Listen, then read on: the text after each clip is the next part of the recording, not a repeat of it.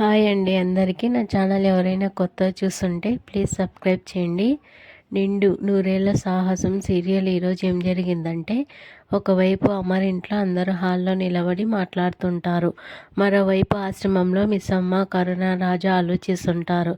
ఇక ఏదో ఆలోచిస్తూ అటు ఇటు తిరుగుతున్న అమర్ వెంటనే మనోహరిని చూస్తూ తనకు ఫోన్ చేయి మనోహరి, పాప గురించి అడుగు అని చెప్తాడు. ఇక మనోహరి అయోమయంగా చూస్తుంది. రాథోడ్ మాత్రం మనసులో ఫోన్ చేయమన్నది. అక్కడ మిస్సమ్మ ఆల్రెడీ వెయిటింగ్ అనుకుంటున్నాడు.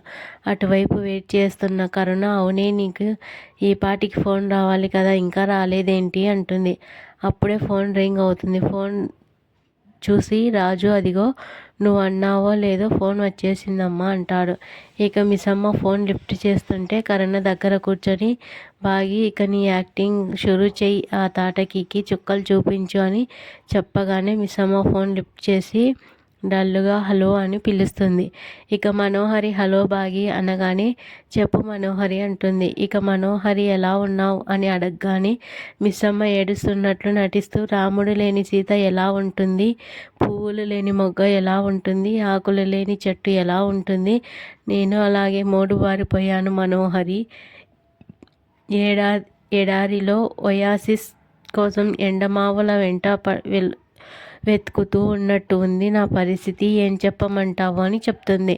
ఇక అటువైపు లౌడ్ స్పీకర్ పెట్టి మాట్లాడుతున్న మనోహరి షాక్ అవుతుంది. అంతా వింటున్న అమర్ ఫీల్ అవుతుంటాడు. ఇక చంబా మాత్రం మనసులో బాగా నటన మొదలుపెట్టింది. ఇక మనోహరికి పులిహోరే అనుకుంటుంది.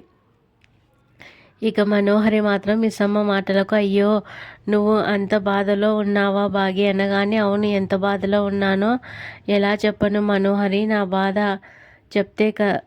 చెప్తే కథ అవుతుంది, రాస్తే కవిత అవుతుంది, తీస్తే పెద్ద సినిమా అవుతుంది, తీస్తూనే ఉంటే సీరియల్ కూడా అవుతుంది అని చెప్తుంటే అమర్ ఇరిటేటింగ్గా తను ఓవర్ యాక్షన్ పాయింట్కు రా మనోహరి అని చెప్పగానే మిస్సమ్మ ఏంటి మనోహరి, ఆయన గొంతు పెద్దగా వినిపిస్తుంది, ఓ ఫోన్ స్పీకర్లో పెట్టావా ఏంటి అని అడగగానే, అంటే ఇక్కడ నేను, అమర్, రాథోడ్, పిల్లలు, యాదమ్మ అందరం ఉన్నాం బాగి అని చెప్తుంది. దీంతో మిస్సమ్మ బాధగా, అక్కడ అందరూ ఉన్నారు కానీ నేను ఇక్కడ ఒంటరిగా ఉన్నాను, మీ అందరినీ మిస్ అవుతున్నాను మనోహరి అని ఏడుస్తున్నట్లు నటిస్తుంది. ఇక అమర్ కోపంగా, కావాలని వెళ్ళిపోయి మళ్ళీ ఒంటరిగా ఉన్నావని, మిస్ అవుతున్నానని చెప్తున్నావా అని, అన్నీ అబద్ధాలే అనగానే, నేను చెప్తున్నవని నిజాలే అండి అంటుంది మిస్సమ్మ. దీంతో అమర్, నేను మాట్లాడుతుంది నీతో కాదు అనగానే, కానీ వినిపిస్తుంది కదండి అంటుంది మిస్సమ్మ.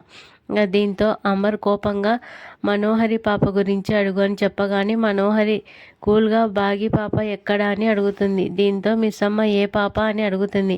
అదే నీకు అమర్కు పుట్టిన పాప అని మనోహరి చెప్పగానే మిస్సమ్మ, తను కేవలం నా పాప కాదు మనోహరి, తను నా కంటి పాప, నా ఇంటి వెలుగు, నా ఒంట్లో ప్రాణం, మళ్ళీ పుట్టిన నా అక్క అని చెప్పగానే ఆ పాప కావాలని అమర్ అడుగుతాడు. ఇక అని చెప్పగానే, నా పాప ఆయనకెందుకు అంటూ మిస్సమ్మ చెప్పగానే అమర్ కోపంగా, ఎందుకు అంటుందేంటి, ఆ పాప తనకు మాత్రమే కాదు నాకు కూతురే, నా కూతురు నా దగ్గర ఉండాలి అని అమర్ చెప్పగానే, మీకు 4 పిల్లలు ఉన్నారు కదా, మళ్ళీ 5వ పాప అవసరమా అని మిస్సమ్మ అడగగానే, నా కూతురు నాకు అవసరం, మర్యాదగా నా కూతురు నాకు ఇవ్వు అని అమర్ చెప్పగానే, నేను అక్కర్లేదు కానీ నా కూతురు కావాలా అంటూ మిస్సమ్మ దీంతో ఇంట్లోంచి వెళ్ళిపోయింది. నువ్వు నాకు నా పాప కావాలి అంటూ అమర్ చెప్పగానే, పాప లేకపోతే నేను బతకలేను అంటుంది మిస్సమ్మ. దీంతో అమర్ కోపంగా చూస్తుంటే, అమర్ నువ్వు ఉండు అంటూ మనోహరి, బాగి నువ్వు పాపను తీసుకొని రేపు ఇంటికి రా అని చెప్తుంది. దీంతో పిల్లలు